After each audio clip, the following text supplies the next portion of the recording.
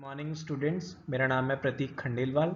मैं Shri Gokul Verma government polytechnic college Bharatpur में mechanical department में एज ए लेक्चरर वर्क कर रहा हूँ।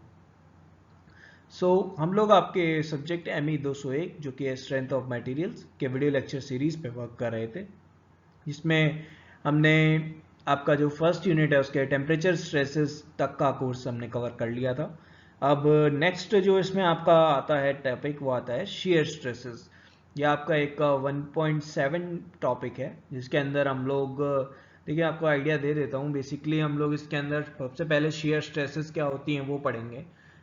वो मैं आपको पहले भी एक्सप्लेन कर चुका हूँ, बट एक थोड़ा सा हम लोग यहाँ पे इसका ओवरव्यू देख लेंगे। इसके अलावा मेन जो इस चैप्टर में है वो हमारे है, देखिए कि सिंगल शेयर और डबल शेयर का क्या कॉन्सेप्ट होता है वो है इसके अंदर हमारे पास। इसके अलावा हम लोग मॉडुलस ऑफ रिजिडिटी के बारे में पढ़ेंगे, इसमें शेयर स्ट्रेन के बारे में पढ़ेंगे, कॉम्प्लीमेंट्री शेयर स्ट्रेस के बारे में पढ़ेंगे। तो ये सारी चीज़ें हम लोग इस टॉपिक के अंदर कवर करेंगे। तो इस टॉपिक के देखिए जो कंटेंट है उसमें दो पार्ट में हमने डिवाइड किया है। तो आज जो हमारा लेक्चर रहेगा वो फर्स्ट पार्ट का कंटेंट का है, जिसमें हम लोग पढ़ेंगे shear stress and modulus of rigidity, और इसी के साथ हम लोग आज पढ़ेंगे सिंगल शेयर और डबल शेयर के बारे में। और नेक्स्ट जो लेक्चर होगा या इसका पार्ट होगा कंटिन्यू करेंगे हम लोग, उसके अंदर हम लोग कॉम्प्लीमेंट्री शेयर स्ट्रेसेस और मॉडुलस ऑफ शेयर स्ट्रेन के बारे में आगे उसमें हम लोग कवर करेंगे। तो स्टार्ट करता हूं आज का लेक्चर, जो कि है शेयर स्ट्रेसेस पार्ट 1 इसके साथ। फर्स्ट ऑफ ऑल तो देखिए शेयर स्ट्रेसेस, वैसे आपको मैं पहले भी बता चुका हूं। देखिए शेयर स्ट्रेसेस क्या होती हैं। शेयर फोर्सेस की वजह से जो स्ट्रेसेस जनरेट होती हैं उन्हें ही शेयर स्ट्रेसेस कहा जाता है। अब शेयर फोर्सेस कैसे लगते हैं ये हमने देखा था कि अगर फोर्स एरिया के क्रॉस सेक्शन एरिया के अगर परपेंडिकुलर लग रहा है तो उसे हम नॉर्मल फोर्स का नाम दे रहे थे, और अगर वो उसके पैरेलल लग रहा है तो हम उसे नाम दे रहे थे शेयर फोर्स का। और उन्हीं की वजह से जो स्ट्रेसेस जनरेट होती है उन्हें शेयर स्ट्रेसेस कहते हैं। एक बार फिर भी हम एक बार रीड कर देते हैं, देखिए क्या है। Let us consider now the situation where the cross-sectional area of a block of a material is subjected to a distribution of forces which were parallel। वही चीज है, क्रॉस सेक्शन एरिया के पैरेलल अगर फोर्स लग रहा है तो इस तरह के रेदर देन नॉर्मल, तो इस तरह के फोर्सेस को हम लोग बोलते हैं शेयर फोर्सेस। देखिए such forces are associated with a shearing of material। Basically sharing अगर कर रहा है ना फोर्स तो उसको बोलेंगे हम लोग शेयर फोर्स। अब आप सोचेंगे शेयरिंग क्या होता है। शेयरिंग मीन्स देखिए क्या है कि दो पार्ट अगर हम लोग उनको रगड़ रहे हैं एक दूसरे के अगेंस्ट तो उसे बोल रहे हैं शेयर। वो उससे क्या होगा कि आपने अगर कोई भी चीज अगर आप करेंगे तो आप ध्यान रखते हैं कि थोड़ा थोड़ा पार्ट इनका हटने लग जाता है, उस चीज को हम लोग बोलते हैं शेयरिंग। तो उसी शेयरिंग तरह का जो नेचर होगा जिन फोर्सेस का, उनको हम लोग शेयर फोर्स बोलेंगे, और शेयर फोर्सेस के द्वारा जनरेटेड जो भी स्ट्रेसेस होंगी उन्हें हम बोलेंगे शेयर स्ट्रेसेस।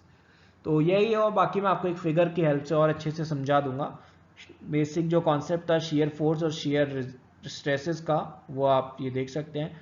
अब देखिए शेयर स्ट्रेस को इस सिंबल टाउ से डिनोट किया जाता है, ध्यान रखिए। टेंजेंशियली जनरली हम इसको बोलते हैं, is denoted the shear stress. और शेयर स्ट्रेस में अगर देखिए अब क्या है कि एरिया पूरा थ्रू आउट द एरिया लग रही है, तो थ्रू आउट द एरिया जो फोर्स की वैल्यू है वो जरूरी तो नहीं है पी है, लेकिन हम लोग क्या करते हैं कि यहाँ पे हर पॉइंट पे स्ट्रेस ना निकाल के मीन स्ट्रेस निकालते हैं।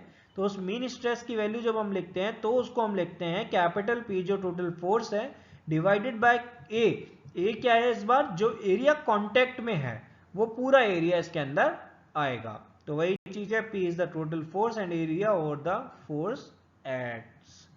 तो ये हमने देखा कि शेयर स्ट्रेसेस के बारे में कि क्या होता है। एक फिगर की हेल्प जो मैं बता रहा था आपको, बेसिकली यहाँ पे आप देख सकते हैं कि ये हमारा ब्लॉक है, इसका ये क्रॉस सेक्शन एरिया है, इसके पैरेलल यहाँ पे ये फोर्स पूरे इस पे लग रहा है। तो इस तरह से इसको हम लोग देख सकते हैं शेयर स्ट्रेस की डायरेक्शन कैसे रहती है। और अब जब एरिया की बात होगी तो यहाँ पे ये टोटल एरिया की बात होगी, जिस सरफेस पे पूरी सरफेस का एरिया आएगा यहाँ पे। वहां पे हम लोग क्रॉस सेक्शनल एरिया ले रहे थे, लेकिन यहाँ पे जो सरफेस जिस पे पूरा फोर्स लगा हुआ है उस सरफेस का एरिया कंसीडर करेंगे। तो यही चीज बता रखी है इस फिगर के हेल्प से आपको। आगे आते हैं नेक्स्ट टॉपिक पे।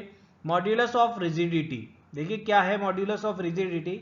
एक अब तक हमने कोई मॉड्यूलस पढ़ा है, अगर याद हो आपको तो हमने एक मॉड्यूलस ऑफ इलास्टिसिटी पढ़ा था, जिसे यंग्स मॉड्यूलस ऑफ इलास्टिसिटी भी कहते हैं हम लोग। तो सेकंड अब आपके पास मॉड्यूलस आया है, मॉड्यूलस ऑफ रिजिडिटी।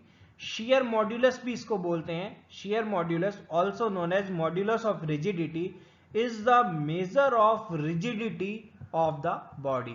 अब बॉडी कितनी रिजिड है, उसकी रिजिडिटी को पता करने का या उसका जो मेजर करने का वो है, वो आपका ये कहलाता है मॉड्यूलस ऑफ रिजिडिटी।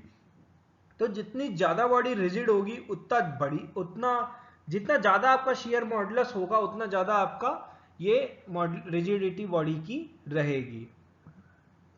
देखिए given by the ratio of shear stress और shear strain. Generally shear stress और शियर स्ट्रेन का रेशियो को ही हम लोग मॉडुलस ऑफ रिजिडिटी डिफाइन करते हैं, और इसको डिनोट जो किया जाता है जनरली जी से किया जाता है। कई बार एस और म्यू से भी इसको डिनोट करते हैं, बस आप स्टैंडर्ड ध्यान रखिएगा कि जी से ही इसे डिनोट करेंगे हम लोग। It can be sorry, it can be used to explain how a material resists transverse deformations, but this is practical for small deformations only। देखिए क्या है, मैं आपको बताता हूं कि जब बॉडी पे शियर स्ट्रेस लग रही है, ठीक है, तो वो डिफॉर्म करना चाहेगी उसको शियर को। तो ये जो मॉड्यूलस है वो यही बताता है कि मटेरियल कितना रेजिस्ट करेगा उस डिफॉर्मेशन को, उसी चीज को ये बताता है। लेकिन प्रैक्टिकली ये केवल स्मॉल डिफॉर्मेशंस के लिए ही वैलिड है। लाइक मैं बात करता हूं कि ये बार जो थी, ये मान लीजिए पहले ये ऐसे थी, स्क्वायर शेप में थी या फिर रेक्टेंगल शेप में थी, फिर हमने क्या किया, यहाँ पे इसकी सरफेस पे एक पीएफ फोर्स लगाया जो कि शियर फोर्स की तरह है क्योंकि सरफेस पे लग रहा है। तो अब ये इसको ऐसे टेंड करने की कोशिश करेगी, तो इस तरह से इसको जितना ये यहाँ पे रेजिस्ट करेगा उतना ज्यादा इसका शियर मॉड्यूलस कहलाएगा। तो इसके बाद following which way they are able to be return to the original state. Small deformations के लिए यही है क्योंकि वो अपनी ओरिजिनल स्टेट वापस गेन कर ले। This is because large shearing forces lead to permanent deformations. ये इसीलिए है कि अगर लार्ज शेयरिंग फोर्स हो जाएंगे तो वो बॉडी इलास्टिक नहीं रहेगी। इलास्टिक नहीं रहने का क्या मतलब है कि वो अपनी शेप में वापस नहीं आ पाएगी। हमने पढ़ा था शियर स्ट्रेस कर्व में, जब कि शियर स्ट्रेस स्ट्रेन कर्व में हमने पढ़ा था कि दो तरह के होते हैं, एक प्लास्टिक बॉडी होती है, एक इलास्टिक बॉडी होती है। इलास्टिक बॉडी को अगर हम थोड़ा भी फोर्स लगाते हैं और उसको डिफॉर्म करते हैं, लेकिन जब वो फोर्स हम हटा लेंगे तो वो बॉडी अपनी शेप रिगेन कर लेगी। और लेकिन अगर हम लोग प्लास्टिक बॉडी को अगर डिफॉर्म करते हैं और उस फोर्स को हटा भी लेते हैं तो वो वापस अपनी ओरिजिनल शेप में नहीं आ पाएगी। तो ये होता है आपका शियर मॉड्यूलस। समझ आया आपको? आगे बढ़ते हैं। नेक्स्ट टॉपिक आपका सिंगल शियर और डबल शियर। अब देखिए शियर स्ट्रेस तो लग रही थी, लेकिन सिंगल शियर और डबल शियर का क्या मतलब है। देखिए टॉपिक स्टार्ट करने से पहले मैं आपको एक बेसिक आइडिया दे देता हूं। देखिए सिंगल शियर का मतलब है कि जो वो फोर्स लग रहा है वो single side of the body लग रहा है, लाइक एक ही तरफ से वो लग रही है शियर स्ट्रेस। और डबल शियर के अंदर क्या होता है कि बॉडी की दोनों साइड से वो फोर्सेस लगते हैं, तो वो डबल शियर के केस में आता है। ये आपको मैं एग्जांपल से और अच्छे से क्लियर हो जाएगा, मैंने अच्छे अच्छे एग्जांपल्स इसमें ले रखे हैं।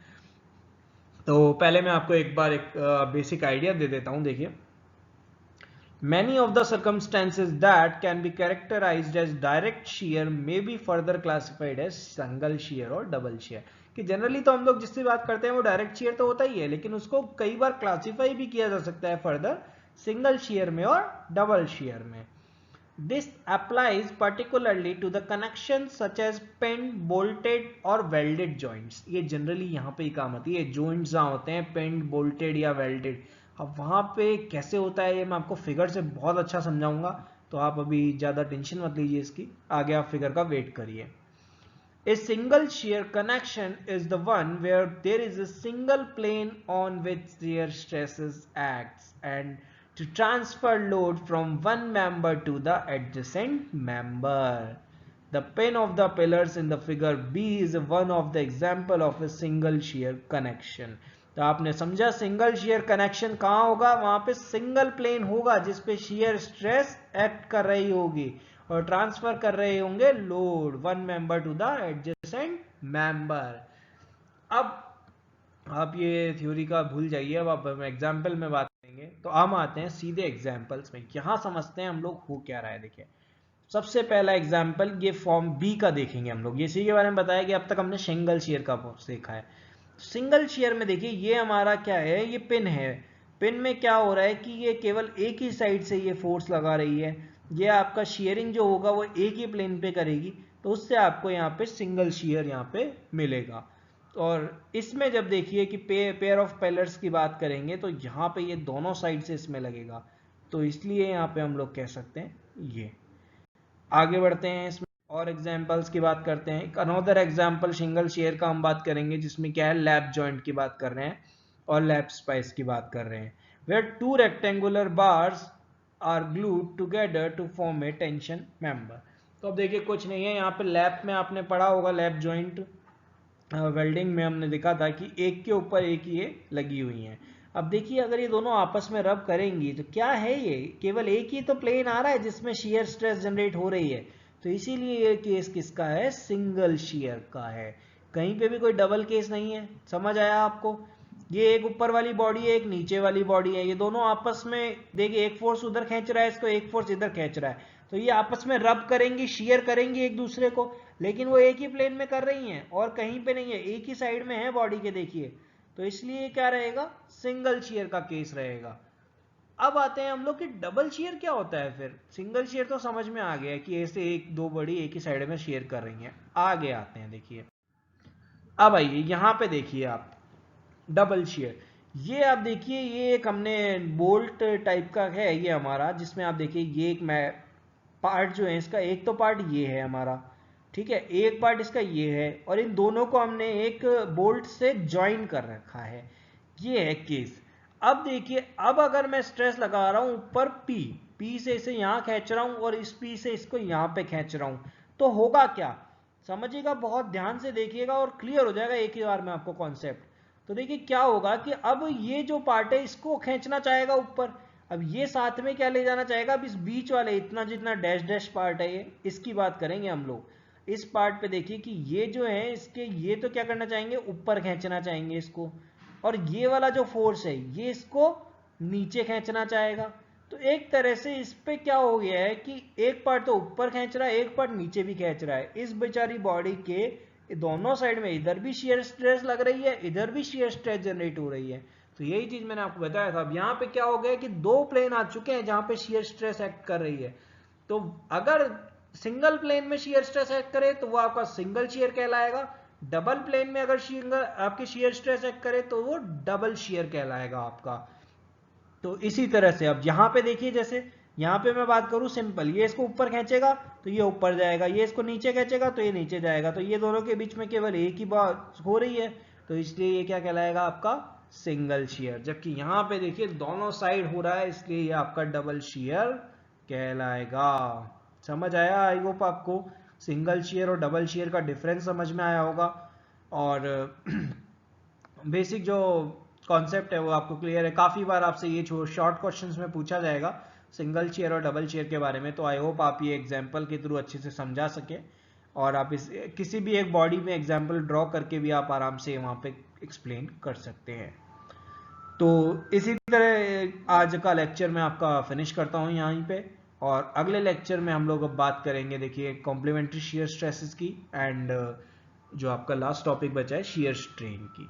Thank you students for today's lecture.